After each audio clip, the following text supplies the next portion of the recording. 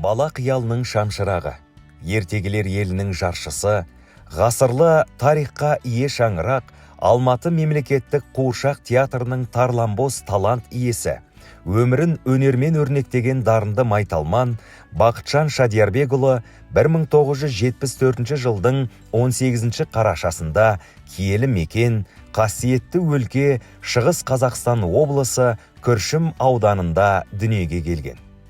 1996-2000 жылдар аралығында таланттардың алтын ордасына айналған Темірбек Жүргенов атындағы Қазақ ұлттық өнер академиясында сахна тілі мамандығы бойынша білім алған дарын иесі, 2000 жылдан бүгінгі күнге дейін мемлекеттік қуыршақ театрында қалтқысыз қызмет етіп келеді. Бақытжан Қаюов киелі театр сахнасында 25 жылға жуық уақытта 100-ден астам сан алуан бейнелерді шебер сомдап, өнер құдіретімен көрермен көзайымына айналып жүрген бірегей артист, еңбекқор өнер иесі, үлгілі тұлға. Қазақ қуыршақ өнерінің жандануы мен дамуына сүбелі үлес қосып жүрген сахна саңлағы, әлемге әйгілі үздік туындылар Шал мен теңіз, Каштанка, Етік киген мысық, Буратинаның шым-шытырық оқиғасы, Қызыл телпек, Түйме қыз, Қаздар мен аққулар сынды көптеген қойылымдарда өзгеше бейнелерімен ерекшеленіп келеді. Мәдениет саласының үздігі, дара төсбелгісінің иегері Бақытжан Қаюов әйгілі Эрнест Хемингуэйдің Шал мен теңіз спектакліндегі Сантьяго рөлі үшін Қуыршақ театрының жыл актері және үздік ер адам рөлі номинацияларының иегері. Сырлы сахна суреткері, өмірін өнермен өрнектеген дарынды майталман тек театр артисі ғана емес, көгілдір экранда да бой көрсетіп, Наурыз KZ, Іңкәр жүрек кино туындыларында ерекше көзге түсті. Бақытжан Қаюов артистігімен қатар күміс көмей әнші, дарынды сазгер, шебер композитор, сезімтал ақын және талантты домбырашы. Оның әні мен сөзіне жазылған Балдәурен туындысы көптің көңілінен шықса, Махаббат вальсі әуені таңдай қақтырар үздік туынды, тек қана позитив, ауылды аңсау, достарым, рахмет туған ел, өмір әндерінің шебер орындаушысы. Олай болса, табандылығымен, еңбекқорлығымен, талғампаздығымен ерекше талант иесі туралы пікірлерді назарға ұсынамыз. 1996 жылы мен бір жеке курс қабылдамақ болып, көркемдік жетекші ретінде, содан абитуриенттер келді біздің Жүргеновке. Сол жылы бір көп дарынды, бой десең бой бар, түр десең түр бар қазақтың керемет бір қыз жігіттері келді. Солардың арасында осы Бақытжан Қаюов та болатын. Мен алғашқыда Бақытжанның жас үлкен екенін білмедім. Мен келіп жатқан балалардың барлығы мектепті жаңа бітірген балалар ғой енді. Ішінде 16 жасар бар, 17 жасар, 18 жасар ары кетсе. Бақытжан ол кезде 21 жаста екен. Қазірлеп қарасақ. Сол тіпті байқалған жоқ. Содан Бақытжан бірден көзге түсті. Комиссия мүшелеріне өзінің бір даусының тембрлік бояуы естіген құлақ өте жағымды, тілі таза, сөйлем өте бір икемді, жылы жүзді жігіт екен. Оны біз бәріміз бір ауыздан мақұлдап бірден оққа қабылдадық. Сөйтіп сабақта басталып кетті. Бақытжан оқып жүрген кезде, анау енді курстастардың бәрі кішкентай балалар мен қыздар ғой, салыстырғанда 3-4 жасар кіші. Бақытжан еш уақыт оқып жүрген кезде өзінің жағы үлкендігін білдірген емес. Сол балалармен етене араласып, өзінің қатарындай жаңағы сөйтіп араласып кетті. Содан Бақытжан өзі бірінші курстан бастап көзге түсе бастады. Жалпы отрывкалар болсын, қойылымдар болсын, кілең бір геройларды ойнай бастады. Енді ол түсінікті болды. Бұның жағы физикалық жағы да өте мықты болатын Бақытжан. 4-ші курсқа да жетіп, дипломдық жұмыспен айналыспақ болдық. Мен Ілияс Жансүгіровтің құлагерін қоймақшы болдым. Сонда бұл Аханды ойнады. Қуыршақ театрының ол кезде көркемдік жетекшісі Шүкіров деген бір азамат болды, жақсы жігіт. Сол құда түсті курсқа. Мұрат, осылай мына курсың жақсы екен, осы курсты толық біз театрға алсақ қалай болады деп. Мен қуыршақ бөлме дайындап жатқан жоқпын ғой. Бұлар сахнада ойнау керек. Оның ең бұлар әлгі қуыршақпен жұмыс істеп әлі білмейді деп шет-жағасын айтып едім. Ой, қуыршақ ол тез үйреніп алады. Маған мынау балалар ұнап тұр. Дауыстары да жақсы екен, тілдері де таза екен деп.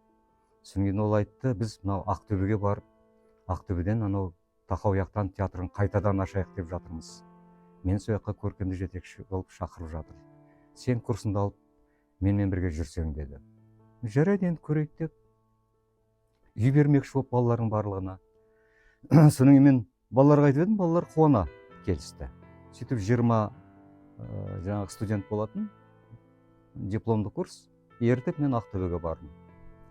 Сол жаңағы 20 баланы сонда орналастырып, кәдімгі актер ретінде, әлі диплом қорғамай жатып, бұлар кәдімгідей өздерінің айлықтарын алып, мына жақта стипендиялар бар, балалардың жағдайлары жаман болған жоқ. Ол екі ортада біз жаңағы құлагерді сол Ақтөбенің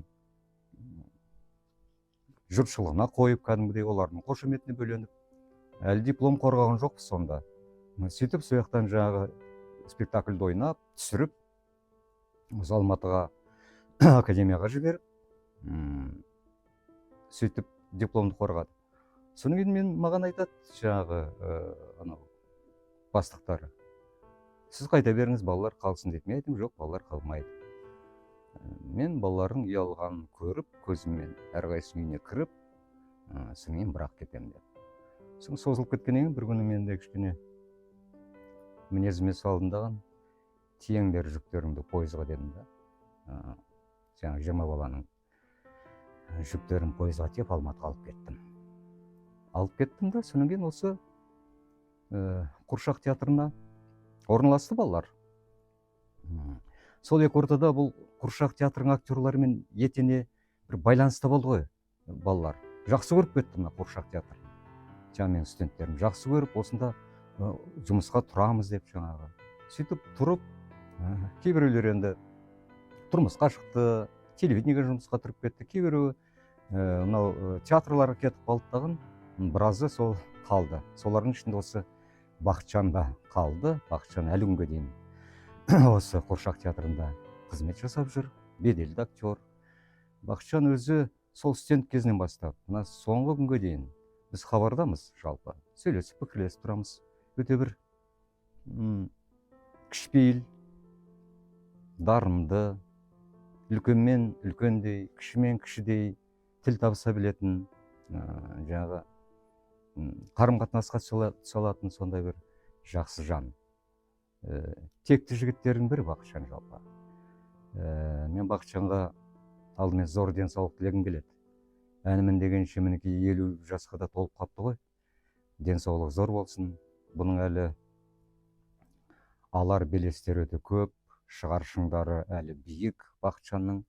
Сондықтан мен Бақытжанға шығармашылық табыс тілегім келеді. Мен Бақытжан Шадиярбекұлын Темірбек Жүргенов атындағы Қазақ ұлттық өнер академиясында оқып жүрген студент кезінен бастап жақсы білемін. Өйткені сол курсқа мен 3-ші курстарында қазақ театрының тарихы пәнінен сабақ берген болатынмын. Сол көп студенттердің арасында Бақытжан студент кезінен бастап ерекше зеректігіменен, сабаққа деген ынтасыменен ерекшеленіп, дараланып тұратын. Кейін осы 2000 жылы Қуыршақ театрында жұмысқа келген күннен бастап бүгінге дейін қарап отыратын болсақ, 100-ге шақты роль сомдаған екен. Бұл оңай емес. Ең біріншіден енді бәріміз жақсы білеміз, Қуыршақ актерлары бұл ерекше қабілет пен қарымды қажет етеді. Себебі драма актерларына қажет етілетін барлық талаптар Қуыршақ театрының актерларынан да талап етіледі. Атап айтатын болсақ, бұл өте анық та нақты сөйлей білу, физикалық қозғалыстарды жасау, трюктарды да жасау мүмкін, биде билей жөнеледі. Бұның бәрі сонымен бірге қуыршаққа жан бітіре отырылып жасалуы тиіс. Бұл кез келген актердан өте көп жаңағы ізденісті қажет етеді. Осы тұрғыдан қарайтын болсақ, Бақытжан Шадиярбекұлының рөлдері бір-біріне мүлде ұқсамайды. Ол жанрды өте жақсы сезінеді. Кез келген спектакльдегі өзінің кейіпкерін ең біріншіден терең зерттеп алып, оның мінез даралықтарын ашып көрсетудің хас шебері деп айтсақ болады. Көптеген рөлдері бар. Енді соның ішінде атап өтетін болсақ, мысалы осы театрдың репертуарында соңғы 2-3 жылдан бері жақсы жүріп келе жатқан Шал мен теңіздегі басты кейіпкер Шалды алып қарайтын болсақ, бұл сол кейіпкермен бірге етене бірлесіп бірігіп кеткендей болып рөлін сомдады. Өйткені оның бүткіл даму ерекшелігі, Шалдың көңіл күйі, бүткіл сезімі соны беруде өте өзінің шеберлігін көрсете білді. Сол сияқты басқа да балаларға арналған шығармаларда біз актердің көп қырларын байқаймыз. Онда біріншіден ол кез келген аспаптарда еркін ойнай біледі. Сонымен бірге сөйлеген кезде кереметтей қоңыр дауысының болуы, бұның барлығы ертегі көріп отырған, спектакль көріп отырған жас бүлдіршіндерге ерекше әсер қалдырады. Бақытжан Шадиярбекұлы бүгінде өзінің кемеліне келген, тәжірибесі толысқан, майталман актер деп айта аламыз. Өйткені бүгінгі театр сахнасында сомдап жүрген рөлдерінің барлығы өте қомақты, сондай үлкен ойға жетелейтін, басынан аяғына дейін нақты бейне дәрежесіне көтерілген, кілең сондай актерлің шеберлігіменен сомдалған үлкен дүниелер деп айтуға толық негізіміз бар.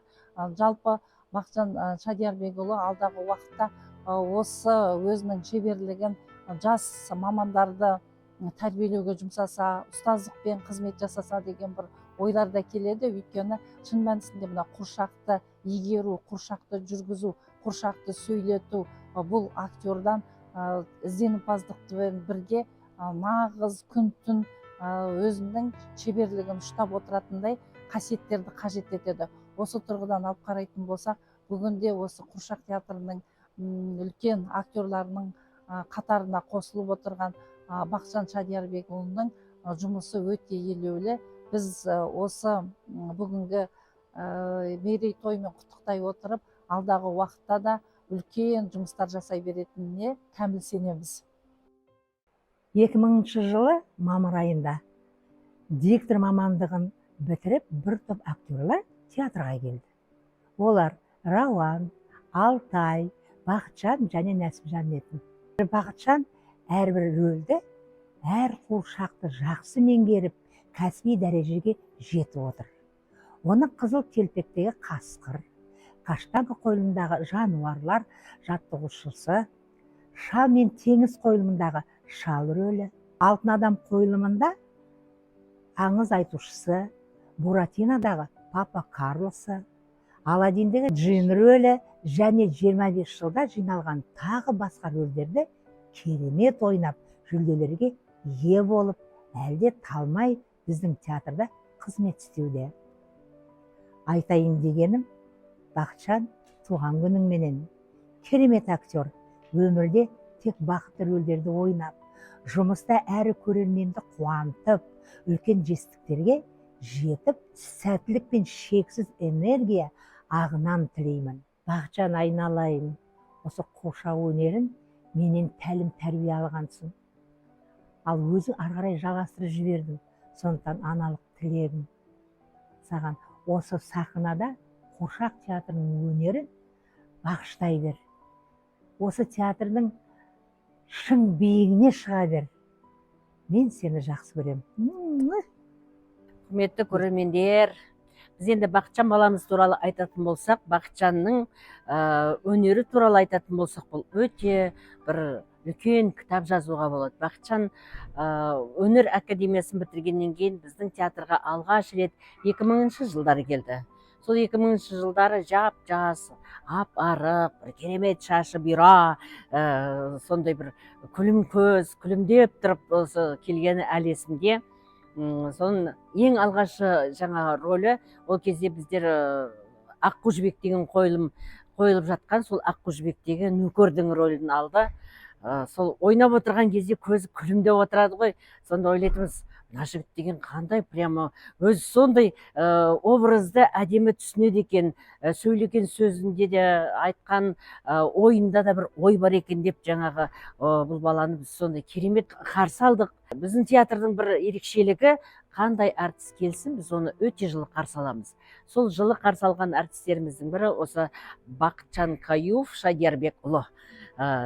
Керемет бала, керемет әртіс, керемет әріптес.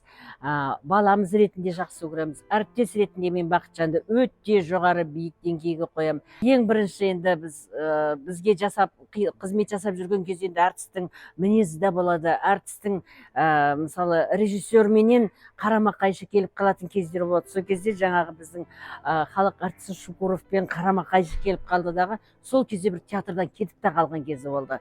Сонда айтатын қызық, керемет қылып айтады өзіне енді кетіп қалған кездерін. Одан кейін қайтадан театрға қайтып оралды, өйткені ол әртісті әртіс ретінде режиссерлар өте жоғары бағалайтын. Бақытжанның алғаш рет театрменен конкурсқа барған сәті ол Мәскеуде, Ресей қаласындағы Мәскеуде, мысалы Аяз аталардың байқауы өтті. Сол Аяз аталардың байқауына өзім осы дайындап, театр өзіне жеке жаңа костюмін тігіп Аяз атаның алып бардық. Сол Аяз атаның конкурсында енді мен өтірік айтпаймын, сол Ресейдің бүкіл Аяз аталарын жеңіп кетті.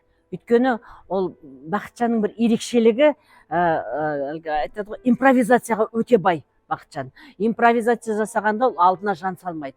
Ойнап болсын, күліп болсын, жаңағы бізге айтатын режиссер не подшпиливай деп, подшпиливай деп айтатын кездері болатын. Сонда бір ерекшелігі, жаңағы осы конкурс болып жатқан кезде біз өзім бірге бардым, сонда конкурсқа қатысып жүрміз. Конкурстың өзінің талаптары бойынша бірінші тур болды, екінші тур болды, үшінші турда анекдот айту керек. Сон Бақытжан шығып, енді ылғи жаңағы орыс тілінде жаңа болып жатыр. Сонда айтады: апа, енді не айтам, мен анекдот орысша білмеймін бет дағы. Мен Бақытжан мынаны айт деп жаңағы шабыттандырып жатырмыз. Сон бір заманда: все, апай, мен таптым деді дағы. Все, маған кедергі жасамаңыздар деді, кіріп кетті. Сонда жаңағы жюрилардың алдына барды дағы. Заяц и волк деген бір өзінің анекдоты бар екен, соны айтып берді. Заяц бежит деп айтып жатыр. Жюрилардың бәрі ана жерде қыран топан күліп жатыр. Мен айттым, соны шықты ғой. Шыққаннан кейін өзі ақ тер көк тер болған бар орысшасын анекдотты айтып берді. Бірақ сол конкурстан біздің Бақытжанымыз бірінші орынды жеңіп алып келді. Әрбір образды шығарған кезде ол көп ойланатын әртіс деп айттым ғой. Енді ондай ойланатын әртістер ол ойлаймын өзінің діттеген жеріне образды әдемілеп шығаруына өте жаңағы керемет бір өзінің әдемі үлестерін қосады. Бақытжанға мен шынайы табыс тілеймін. Творчествосы ары қаратай өрлей берсін, жұлдызы жарқырай берсін, өресі кең болсын, ғұмырлы болсын, отбасының тыныштығы болсын, біздің театрдың ары қаратай жұлдызы болып жарқырай берсін дегім келеді. Во-первых, я хочу поздравить Бақытжана с юбилеем, с прекрасной датой. Пожелать ему счастья с любимой, в кругу семьи. Еще много-много таких прекрасных юбилеев, прекрасных торжеств, которые он будет отмечать. Здоровья крепкого, счастья в его доме, благополучия. А что сказать про Бақытжана? Бақытжан, это, знаете, он в театре работает почти 20 лет. Его место вообще само по себе, вот, это один из талантливых актеров, который вечно в поиске. Актер неравнодушный, который любит свою работу. Он к каждой роли подходит очень ответственно. Он не устает заниматься, находить, искать, спрашивать. Когда есть у нас спектакли, которые на русском языке, он всегда ко мне подходит и просит подкорректировать текст, какие-то слова заменить, облегчить. Знаете, это говорит, наверное, о том, что актер высокопрофессиональный, который относится к своей работе очень ответственно, потому что это большая ответственность, во-первых, перед собой, во-вторых, перед зрителем. Я счастлива, что Бахчан многие годы, он партнер мой по сцене. Это и «Каштанка», это и «Дюймовочка», где он великолепно сыграл крота. В «Каштанке» он дрессировщик отменный. В «Веселых медвежатах» он дед, я бабка. В «Красной шапочке» какой шикарный волк. Вот, знаете, есть такое слово, незаменимых нет. Я не согласна в корне. Эта жизнь показала и доказала, что есть люди, которые действительно незаменимы. Вот у него есть своя ячейка, свое место в нашем театре. В «Козе де Резе» мы с ним партнеры, поэтому он, наверное, где-то похож на меня, очень такой любящий свою профессию, очень ответственно относящийся к своей работе, добросовестный актер, творческая личность. «Старик и море», как он великолепно сыграл старика. Да, «Гуси-лебеди», далеко ходить не надо, это спектакли, которые завоевали гран-при, получили очень такие достойные призы, не только в нашей стране, но и за границей. Поэтому, Бахчан, я тебя люблю. Есть что с тебя брать, ты большой пример для молодых актеров.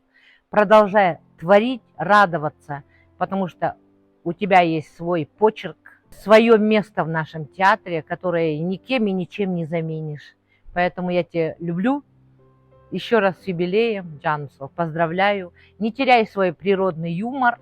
Оставайся таким же веселым, активным, энергичным. Радуй зрителей и подольше будь с нами рядом. С юбилеем, Джансу.